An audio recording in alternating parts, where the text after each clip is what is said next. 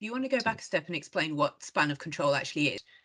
So this is how we started, just a simple Excel spreadsheet. Mhm. The next screen is we presented this in Visio. And the advantage of Visio is that each one of those squares that you can see on screen, as you know, can take many types and of data into each object.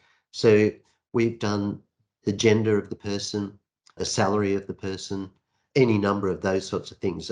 Wants to work part-time, wants to work casual, wants to work from home 2 days a week. You know, we can add all those bits of data to each one of these objects. So we have a very powerful tool to say, well, there's a bit of a gender imbalance at the salary level X. There are 42 people who want to work from home 3 days a week. So, and they're in this section here at head office. So we can take the rent down at head office. You say you can automatically show on this whatever data is available. So if you want to do some sort of equality analysis, you can do that without really doing any extra work if you've got the data. That's right. Yes.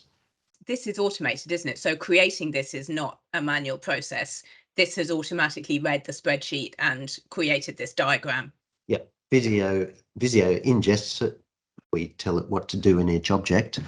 It ingests it straight from this Excel spreadsheet, and Visio expects certain fields in certain areas and presents this automatically. We got retail finance planning, retail reporting analyst, European financial analyst. You can see over right-hand side, there's another analyst, point of sale analyst. So you can see that there are a lot of people with the same job title in different places. You can see that the person at the top has a lot of people reporting to them, and that's going to take up a lot of their day. If they're doing any sort of level of basic pastoral care or any level of management, then so maybe they're not doing the other things they could be doing.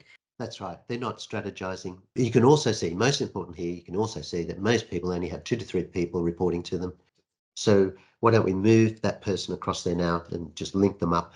You've just brought together what it looks like in scenario 1 and what it looks like in scenario 2 and what the difference is.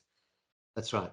And it instantly can be exported to Excel to cost it up, and all the decisions and all the mucking around can be done in less than a day. So that it's a very quick decision. So you can still do this even if your data is quite imperfect, can't you? Because you'd calculated the costs based on an average salary per level. Even if your data was incomplete and you didn't have all of the details for everybody, it's Excel, so you could just apply some assumptions. If a stakeholder says my division doesn't cost that much, well, give me some better numbers and we'll cost it out. But Because you'll get much more reliable information that way.